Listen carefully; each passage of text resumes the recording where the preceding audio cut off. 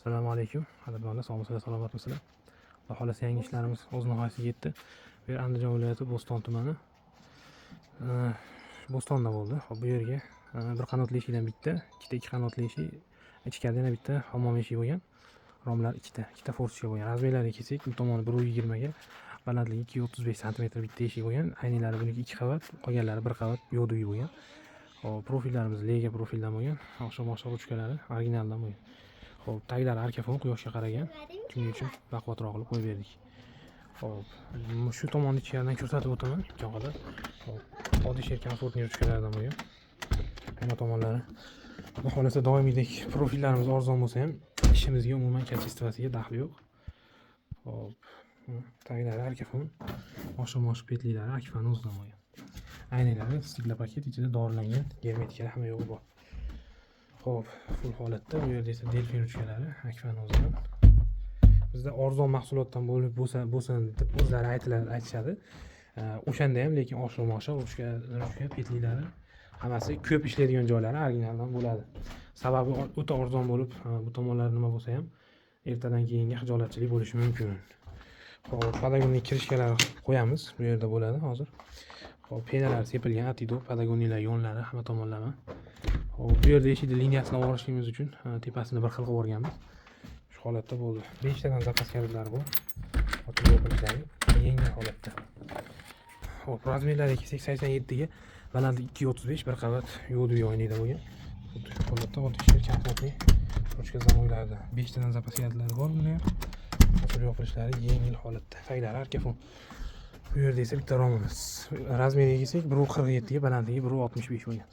Nariga romni ham aytib o'tmadim. 1.47 ga, balandligi uniki ham 1.65 bo'lgan. Xo'p, eshigimiz bir xil holatda, ikkalasi ham 10 ga ichkariga ochiladi.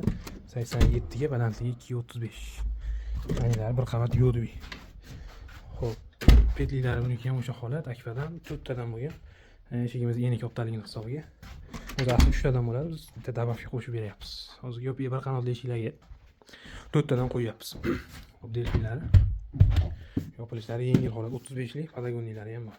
Taglariga ham xudo xolasa penalar sepilgan. Polностью yonlariga, zazurlari ham 1 sm. Bu yerda esa bitta forsishamiz 70 ga 50 sm forsishga bo'lgan. Xudo xolasa bularda hop qaychi mexanizmlari bilan qo'yib berdik. Hozirgi paytda qaychi mexanizmimiz asosan forsishlar yaxshi bo'lib qoldi. Sababi o'sha ochilganda havo tagidan ham tepadan ham aylanishligi uchun. Keyin bu holatda turishlari ham xohlagan holatda, misol istagan holatda qo'yib qo'ysa bo'ladi. Narigi zanjir holatda esa faqat bir xil holatda to'xtaydi. Xo'p, ichkari ko'rinishlarimiz shu holatda. Narxiga keladigan bo'lsak, shu yerimiz shu holatda 9.500 ming bo'ldi. Bu tomonda ham bitta eshigimiz ichkarida bor, fortishkasi ham shu joyda joylashgan. Videoni uzmasdan ko'rsatishga harakat qilyapman. Xo'p, mana taylar arkafon. Bu yerda esa eshigimiz 76 ga, balandligi 2.18 sm eshik bo'lgan. Ochib yopilishlari yengil holatda. Banda zamoylardan qo'yib berganmiz. Xo'p, bu esa keyingi forsishamiz. Bir xil razmerlari 70 ga, 75 ga, balandligi 50 sm bo'lgan. Qaychi mexanizm. Tomonlari ham yengil. Xo'p, shuning bilan bugungi video ishlarimiz o'z yakuniga yetdi. Kimga shunaqa eshik romlar kerak bo'lsa, bemalol o'zimizga murojaat qilaverasizlar. Qaysi holatda bo'lsa, aytganingizdek qilib o'rnatib beramiz. Hammaga rahmat, sog' bo'linglar, salomat bo'linglar. Bu tomonlarga ham o'zimiz qo'yib berganmiz. Bu yerda yangi uchastka solingan ekan.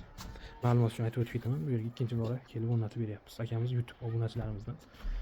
Xo'p, sog' bo'linglar, salomat bo'linglar. Hammaga kattakon rahmat.